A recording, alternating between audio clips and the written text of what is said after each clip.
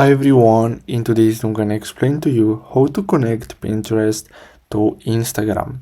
So basically what you're gonna have to do is simply open Pinterest or simply go to pinterest.com and then simply go to your account settings.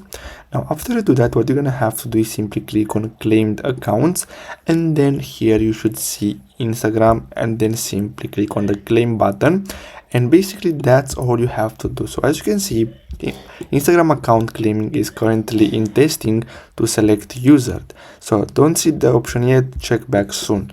So as you can see, this is still in beta, so you're gonna have to wait until this will be available for you, and then you're gonna find it here where it says claimed accounts. And as I said earlier, simply click on the claim button and then log into your Instagram account, and that's all you have to do in order to connect Pinterest to Instagram. So I really hope you found this video helpful. Don't forget to like and subscribe, and I'll see you in the next video. Thanks for watching.